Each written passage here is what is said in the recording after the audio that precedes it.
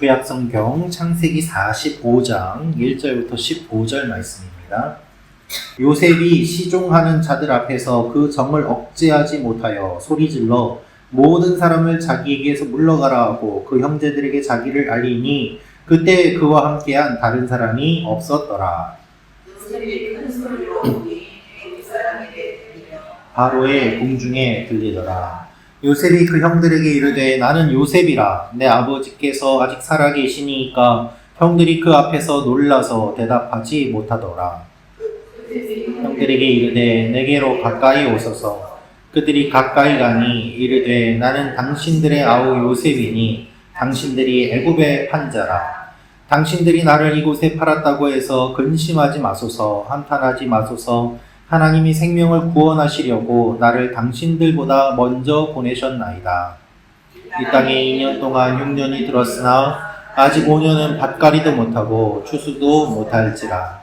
하나님이 큰 구원으로 당신들의 생명을 보존하고 당신들의 후손을 세상에 두시려고 나를 당신들보다 먼저 보내셨나니 당신들이 아니요 하나님이시라. 하나님이 나를 바로에게 아버지로 삼으시고 그 온 집의 주로 삼으시며 애굽 온 땅의 통치자로 삼으셨나이다. 당신들은 속히 아버지께로 올라가서 아뢰기를 아버지의 아들 요셉의 말에 하나님이 나를 애굽 전국의 주로 세우셨으니 지체 말고 내게로 내려오사 아버지의 아들들과 아버지의 손자들과 아버지의 양과 소와 모든 소유가 고센 땅에 머물며 나와 가깝게 하소서. 흉년이 아직 5해가 있으니 내가 거기서 아버지를 봉양하리이다. 아버지와 아버지의 가족과 아버지께 속한 모든 사람에게 부족함이 없도록 하겠나이다 하더라고 전하소서. 당신들의 눈과 내 아우 베냐민의 눈이 보는 바 당신들에게 이 말을 하는 것은 내 입이라. 당신들은 내가 애굽에서 누리는 영화와 당신들이 본 모든 것을 다 내 아버지께 아뢰고 속히 모시고 내려오소서 하며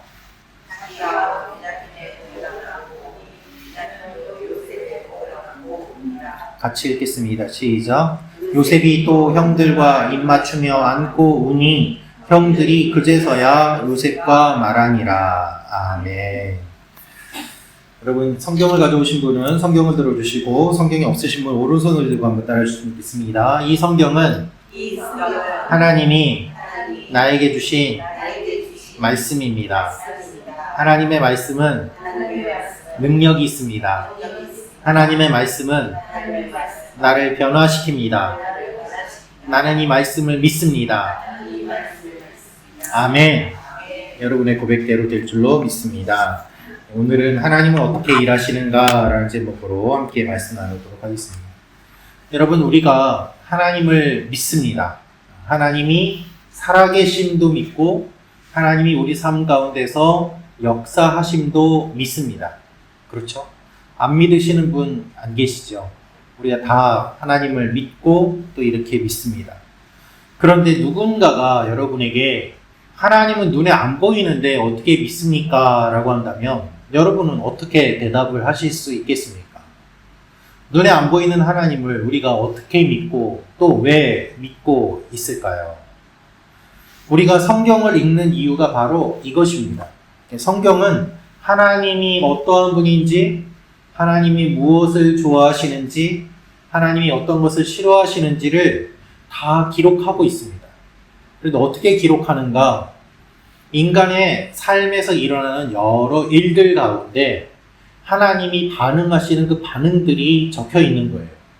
그래서 우상을 숭배하는 사람들의 모습을 보면 하나님이 싫어하시는 것이 나오고, 그리고 하나님을 잘 섬기는 믿음의 모습을 보면 하나님이 기뻐하시고, 그러한 것들을 통해서 우리가 이렇게 할 때는 하나님이 좋아하시는구나, 하나님은 이런 것을 싫어하시는구나 라는 걸 알게 되죠. 그래서 하나님이 어떻게 역사하시는가? 하나님은요, 인간의 사건을 통해서 역사하세요. 우리 삶에 일어나는 많은 사건들이 있는데 그 사건 가운데 하나님이 역사하시면서 이 사건 속에서 하나님이 어떤 분인지를 드러내십니다. 그래서 하나님이 사건 가운데 드러내시는데 어떻게 드러내시는가? 우리 사람들의 반응을 통해서 드러내세요. 그래서 우리가 하나님의 축복의 통로라는 말도 쓰고 주님의 손과 발이 된다라는 말도 쓰는데 그것은 무엇인가 하면 보이지 않는 하나님이 보이는 우리를 통하여서 하나님의 일을 하시고 하나님의 성품을 드러내신다라는 뜻입니다. 그래서 내가 그렇게 쓰임 받기 때문에 축복의 통로가 되고 하나님이 하시는 일에 내가 동참하며 실제로 움직이기에 내가 주님의 손과 발이 된다고 이야기를 하는 것입니다. 그래서 축복의 통로라고 이야기하는 거예요. 눈에 보이지 않는 하나님이 눈에 보이는 사람들을 통해서 역사하시는 것이죠. 그래서 여러분 우리가 교회 다니면서 사람들에게 실망할 때가 있습니다. 목회자에게 실망하고 교회 리더들에게 실망하고 또 같은 성도들끼리 신앙생활하면서 실망할 때가 있습니다. 그러면 이렇게 이야기하지 않습니까? 우리가 뭐 사람 보러 교회 다니나 하나님 보고 교회 다니는 거지. 그냥 다 그러니까 그냥 낙심하지 말고 그냥 주님만 보고 그냥 신앙생활해. 이렇게 이야기하는데요. 그거는 맞는 말이지만은 또 틀린 말이기도 합니다. 왜냐하면 하나님은 안 보이잖아요. 사람은 눈에 보이고. 또 어떻게 사람을 안 보고 다닐 수 있습니까? 교회 오면 만나는데요. 다 그 눈에 보이는 사람들과의 사건과 갈등과 화해를 통해서 하나님의 일들이 일어나게 되는 것이죠. 여러분, 옛날에 이제 신약 성경을 보면은 주로 이런 표현들이 많이 있는데, 옛날에 로마라는 대제국이 전 세계를 다스리게 되지 않았습니까? 그런데 전 세계를 다스리는데, 예를 들면 이 로마에서 멀리 떨어져 있는 지역이 점령을 당했는데 이 로마가 어떠한 나라인지를 모르는 거예요. 가서 볼 일도 없고 우리를 점령을 하긴 했는데 로마가 얼마나 센지, 얼마나 위대한지, 얼마나 강한지 모르지 않습니까? 그러니까 로마가 어떻게 했는가 하면은 몇몇 거점 지역에다가 작은 로마를 만들었어요. 그래서 와 봐라, 이것만 봐도 훌륭하지. 그런데 실제 로마는 더 훌륭해. 라는 그런 메시지를 사람들에게 던져주었던 겁니다. 그것이 이제 에베소 같은 동네에 그렇게 해가지고 사람들이 곳곳에 그런 것들을 보고서 로마가 정말 훌륭하구나. 로마 문화는 대단하구나. 이런 생각을 갖게 했던 것이죠. 그래서 바울이 성경에서 이야기하는 것이 무엇인가 하면 너희가 그리스도의 대사로서 천국의 백성으로서 하나님 나라가 이렇게 좋은데 그것의 모형으로 교회가 여기 이렇게 세워졌으니 사람들이 교회를 보고서 교회도 이렇게 좋은데 천국은 얼마나 좋을까 하는 생각을 갖도록 하라고 메시지를 던지고 있습니다. 그래서 여러분 우리는 어떻게 해야 됩니까? 교회는 천국의 모형인 거예요. 가정은 천국의 모형인 거예요. 그래서 교회와 가정을 통해서 하나님이 역사하시는데 와 이렇게 좋으니 천국은 얼마나 더 좋을까 이 생각을 갖게 되는 거죠.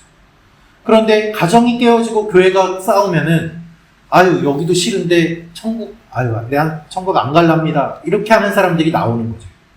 그래서 우리가 어떠한 삶을 살아야 되는가? 하나님께서 원하시는 삶을 살아야 됨을 성경은 이야기하고 있습니다. 자, 오늘 말씀은 깊은 갈등 속에 있던 요셉과 형들이 화해하는 내용이에요. 요셉이 먼저 하나님께 쓰임받은 사람이고 형들은 아직 하나님을 모릅니다.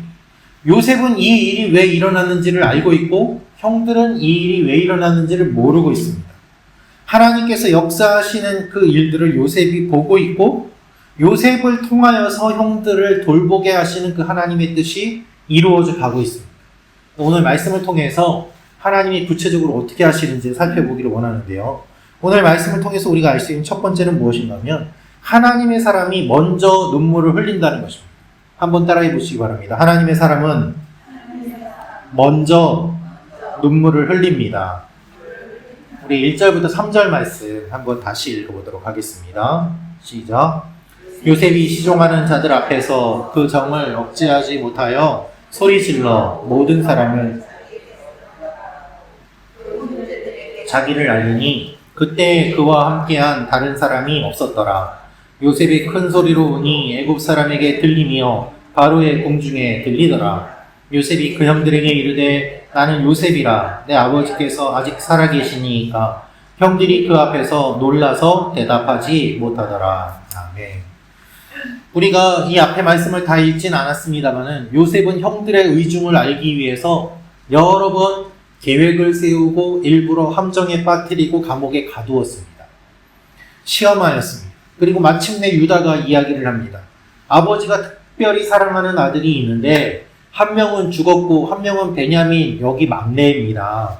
그런데 이 베냐민을 놔두고 돌아가라고 하면 우리 아버지가 얼마나 낙심하시겠습니까? 우리는 그렇게 할 수 없습니다라고 유다가 그렇게 이야기하는 것을 듣고서 요셉이 거기에서 무너지는 내용이 오늘 말씀의 내용이에요. 형들의 본심을 이제는 확실하게 알게 된 것이죠. 이 이야기를 듣고 그는 감정이 북받칩니다. 베냐민과 요셉은 어머니가 같지 않습니까? 어떻게 보면은 아버지는 같지만은 어머니는 다른 형들보다 어머니가 같은 베냐민하고 정말로 가까운 마음을 품고 있는 그 요셉. 그래서 일부러 베냐민을 데려오라고 했고 또 형들을 시험하려고 베냐민만 놔두고 가라고 이야기를 하는 그 과정들 가운데서 요셉은 어떠한 생각이 들었는가? 이제 감정이 북받치고 눈물이 쏟아지고 아버지 생각이 나고 눈에 보이는 이 동생이 애절한 거예요. 그 마음이 생겨나니까 그는 울 수밖에 없었습니다. 그래서 이 동생의 얼굴을 보니까는 자기의 모습도 비쳐 보이고 지나온 그 시간들이 다 주마등처럼 스쳐 지나가는 가운데 그는 사람들을 다 내보냅니다. 제일 높은 자리에 있으니까 수행하는 비서들이 여럿 있었을 것 아니겠습니까? 이집트 비서들이 있었겠죠. 그 이집트 사람들 다 내보내고 형들과 자기만 남아요. 그리고 이집트 말을 쓰는 것이 아니라 이제는 자기가 형들에게 말을 하면서 이야기를 하는데 어떻게 하는가?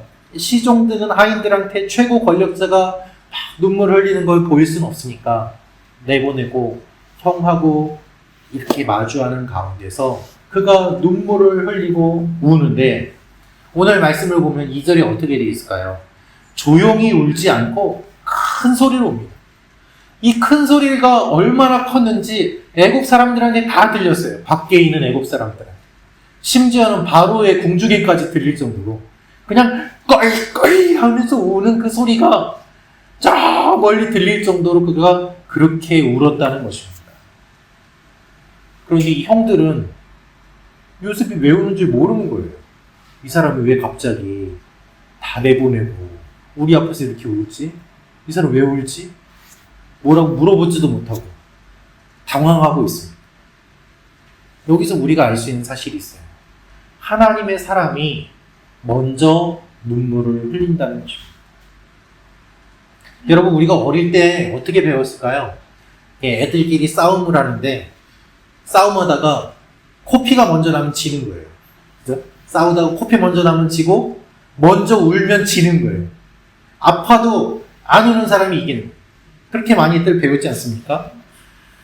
남자는 울면 안 돼. 남자는 태어나서 3번만 우는 거야. 그래서 이 감정에 억눌린 남자들이 굉장히 많고 또 힘들게 지내는 사람이 의외로 많습니다. 사회생활하면서 눈물을 흘리면 약자로 취급받고 회사에서 누가 좋아합니까? 그렇죠. 과장님이, 부장님이, 사장님이 일 힘들다고 직원들 보는 앞에서 눈물 흘린다고 생각해 보세요. 회사가 안 돌아가겠죠. 사회생활을 할 수 없겠죠. 그러니까 금방 약한 사람으로 치부되며 공격을 받으니 감정을 속에 담아두고 쌓아둡니다. 울고 싶어도 울지 못합니다. 리더일수록 더 그렇습니다. 리더가 울거나 감정적인 반응을 보이면은 그 아래 사람들은 불안해요. 왜 울까? 그리고 신뢰하지를 못하고 두렵고 걱정하게 되는 일이 일어나는 거죠. 그래서 못 울어요. 그런데 여러분, 하나님의 사람은요, 먼저 웁니다. 하나님 앞에서 울어요. 왜 그럴까요? 하나님의 마음을 품었기 때문이에요. 지금 형들이 우는 것이 아니라 요셉이 울고 있거든요. 요셉이 왜 울까요? 그는 먼저 보았기 때문이고 먼저 알았기 때문이에요. 먼저 무릎 꿇기 때문이에요. 그래서 울어요. 여러분, 어떤 사람이 울까요? 먼저 아는 사람, 먼저 보는 사람, 먼저 무릎 꿇는 사람, 그 사람이 눈물을 흘리는 것입니다. 마음이 강팍한 사람들, 딱딱한 사람들, 영적으로 무지한 사람들은 울지 않습니다. 우는 이유를 모릅니다. 그러나 먼저 보는 사람, 먼저 회개한 사람, 먼저 무릎 꿇은 사람은 눈물을 흘릴 수밖에 없어요. 여러분, 많은 선지자들이 그렇게 해왔습니다. 우리가 예레미야를 부를 때 어떻게 부릅니까? 눈물의 선지자라고 부르지 않습니까? 그만큼 선지자들은 먼저 보았고 먼저 눈물을 흘렸습니다. 예수님을 생각해 보십시오. 예수님이 제자들과 같이 성전을 지나가실 때 제자들은 화려한 성전을 자랑하면서 예수님, 이 헤롯이 지은 성전을 보십시오. 얼마나 화려합니까? 얼마나 멋집니까? 그런데 예수님 말씀하십니다. 이 성전이 돌 위에 돌 하나도 남지 않을 것이다 말씀하세요. 그리고 예루살렘아 예루살렘아 암탉이 새끼를 품듯이 품었지만 너희가 듣지 않았다라면서 우셨어요. 제자들은 왜 우시는지 모르지만 예수님은 예루살렘이 멸망한 것을 이미 보신 거예요. 그러니까 눈물을 흘리는 거죠. 여러분, 언제나 먼저 보는 사람, 먼저 깨어있는 사람이 웁니다. 하나님의 마음을 먼저 품은 사람이 울어요. 사랑이 먼저 많은 사람이 울어요. 요셉이 지금 그런 거죠. 지금 하나님의 일을 그는 알고 있어요. 형들과 만나게 된 것이 우연이 아니구나 알고 있어요. 하나님이 이렇게 하셨구나 알고 있어요. 지나온 시간 하나님께서 이렇게 이끌어 주셨구나 알고 있어요. 그러니까 그 수많은 사람들 가운데 요셉만 이것을 아니까 그가 눈물이 활칵 쏟아지는 거예요. 기쁨의 눈물이기도 하고 감사의 눈물이기도 하고 지금까지 갖고 있었던 그 원망이 다 녹아서 눈물로 흘러내리는 것이죠. 여러분, 그래서요, 눈물은 그 자체로 많은 것을 담고 있습니다. 수많은 바닷물을 담아 두었다가 그것을 증발시키고 남는 것이 소금 결정인 것처럼 눈물은 우리의 감정의 수많은 것들의 결정이에요. 그것이 뚜루루 흘러내릴 때 사르르 녹으면서 말로 할 수 없는 모든 것들이 쫙 풀리게 되는 거예요. 여러분, 하나님 앞에서 여러분이 먼저 우는 사람이 되시기를 축원합니다.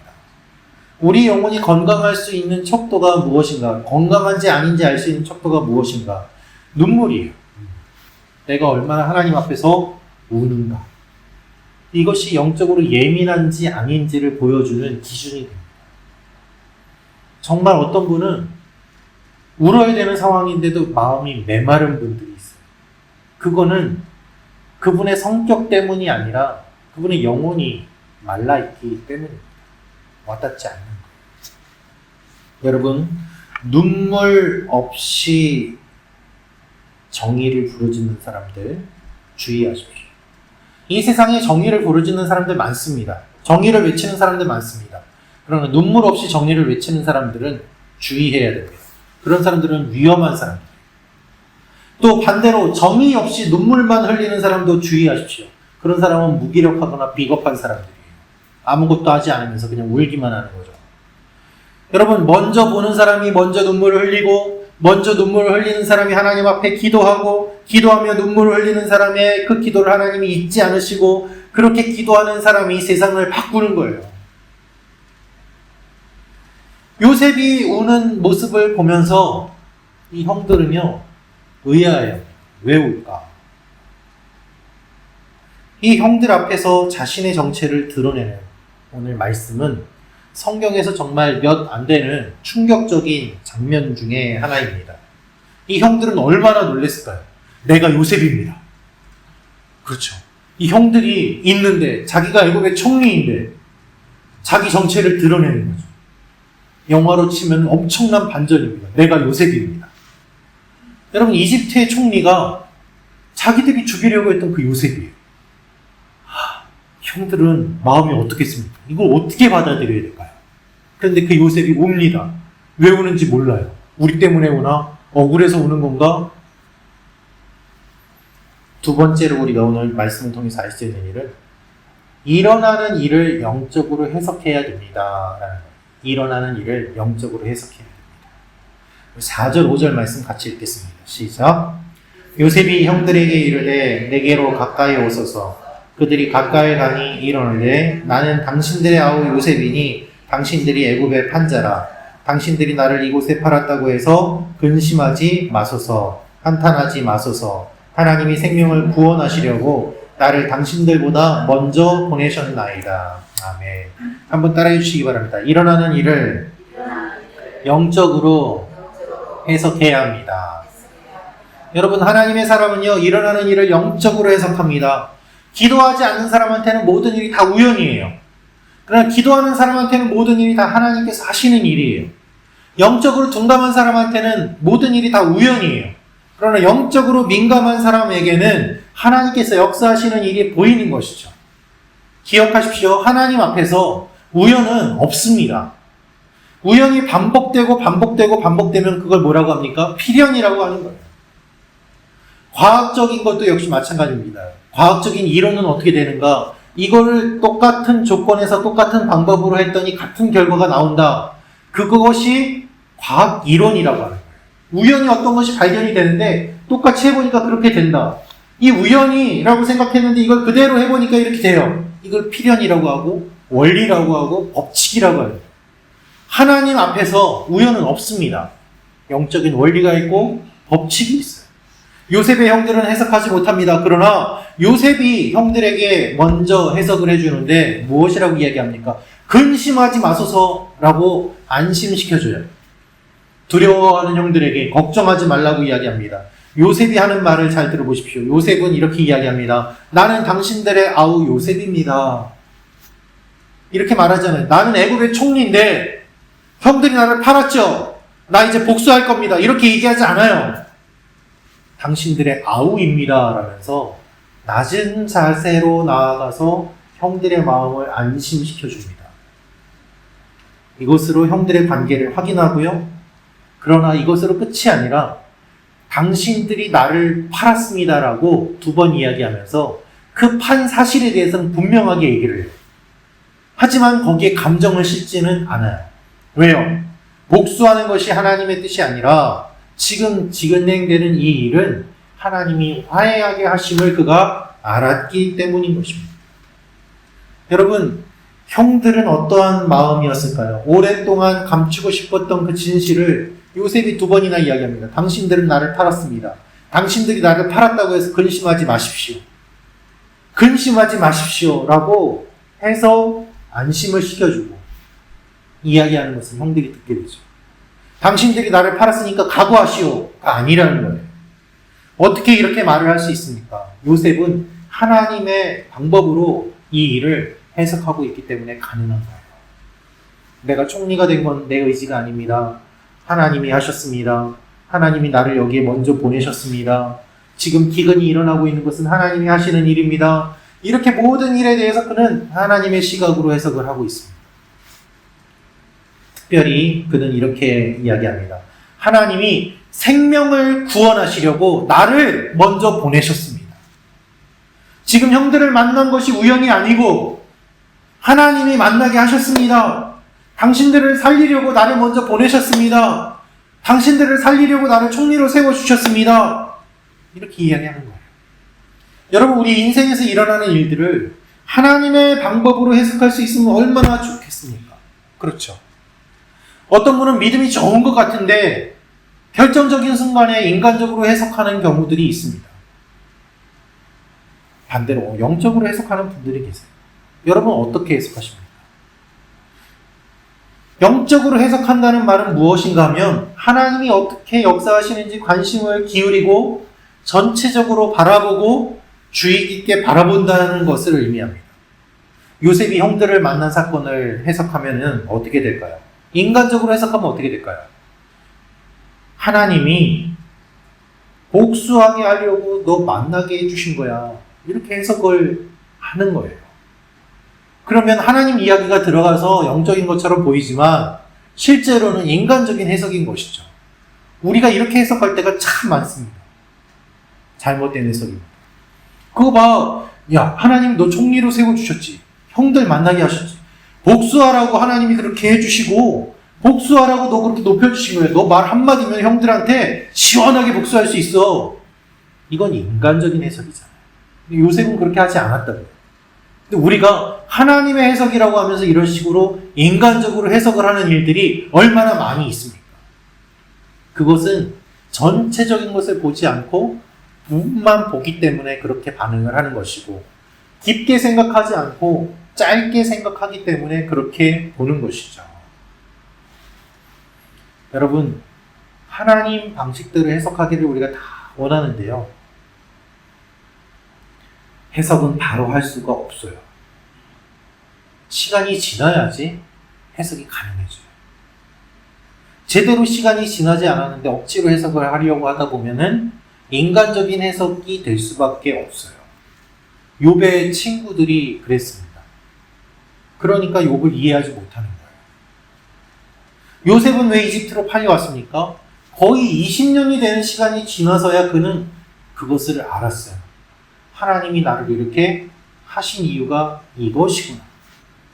우리 삶에 일어나는 일들에 시간이 걸리기 때문에, 해석에 시간이 걸리기 때문에 성경은 노인을 지혜로운 사람으로 묘사합니다.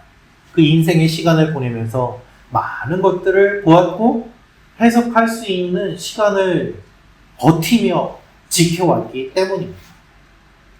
여러분, 그래서 우리는 지식이 아니라 지혜로 판단하는 거예요. 여러분의 삶에 일어나는 그 일들을 영적으로 해석하는 지혜가 풍성하시기를 주님의 이름으로 축원합니다. 저도 그런 일들을 겪었는데요. 제가 어려운 일이 있고, 왜 나에게 이런 일이 왔고, 왜 내게 이런 고난이 오고 힘들까? 원인이 뭘까? 내가 뭘 잘못했을까? 하나님 앞에 범죄한 것도 생각나고, 내가 더 열심히 했어야 되는데 하는 후회도 들고, 여러 생각들이 막 들거든요. 그런데 오히려 그것이 나를 더 힘들게 하고 벗어나지 못하게 만들더라고요. 어떻게 해석이 되는가? 시간이 지나면서 그걸 묵혀두면서 그 발효가 되면서 그래서 그랬구나 라는 거를 알게 돼요. 그게 우리의 삶에서 역사하신 하나님의 방식이에요. 그래서 내가 억울한 일이 있었는데 막 억울하다고 항변을 하고 싶고, 이 사람 저 사람 만나서 얘기를 하고 싶고, 그렇게 얘기를 했다가 또 후회하고, 내가 이 사람 만나서 이야기했는데 이 사람이 또 다른 데 가서 내 말 퍼뜨리진 않을까? 그런 일들이 일어나는데요. 하나님이 하시면 어떤 일이 일어나는가 하면, 시간이 지나고 나서 당사자가 나한테 와서 그때 잘못했다고 사과를 하더라고요. 하나님이 하시면은요, 내 일이 해석이 돼요. 그래서 나도 다 잊어버리고 있던 그때에 하나님이 해석을 해주시면서 그때 그랬구나.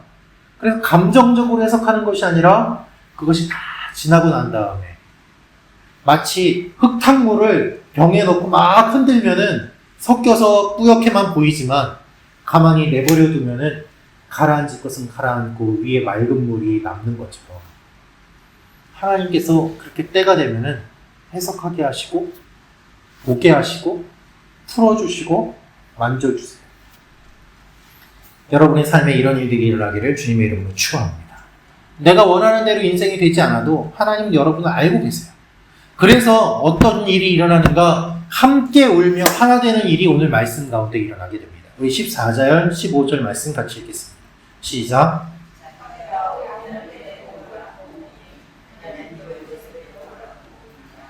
요셉이 또 형들과 입맞추며 안고 오니 형들이 그제서야 요셉과 말하니라. 아멘.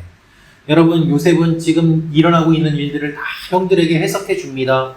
지금 기근이 일어나고 있는데 이 기근은 하나님께서 하시는 일이고, 풍년이 7년 되었고 이제 기근이 7년이 되는데 이제 2년 지났고 5년 동안 계속 기근이 있을 터이니 아버지를 모시고 와서 여기에서 같이 지내는 것이 좋습니다라고 그 일들을 다 이야기하고 해석을 해줘요.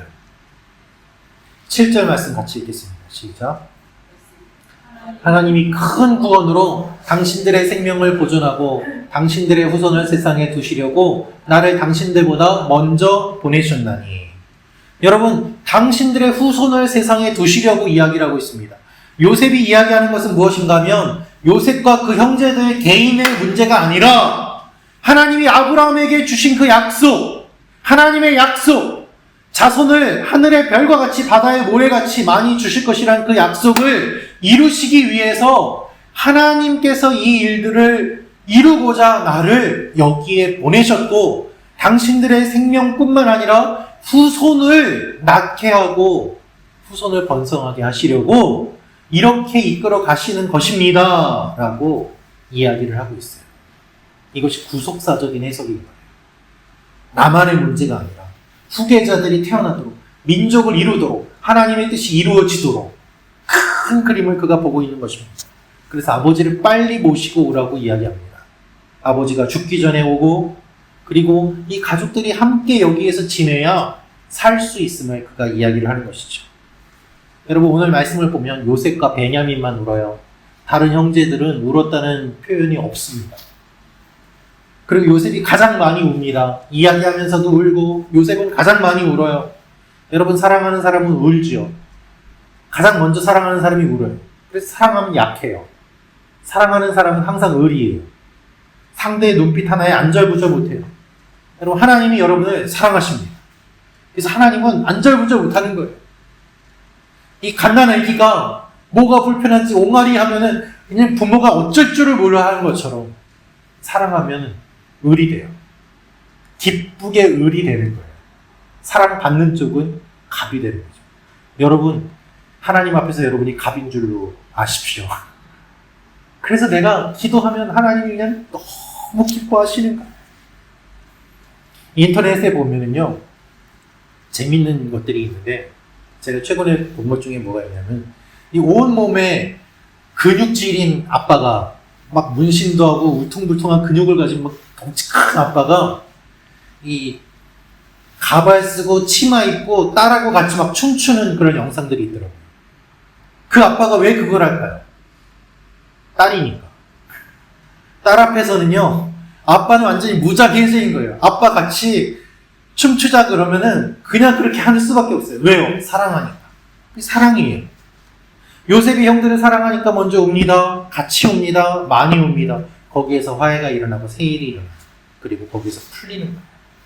여러분 우리 삶에 목적이 있습니다. 하나님이 이끌어 가시는 이유가 있습니다.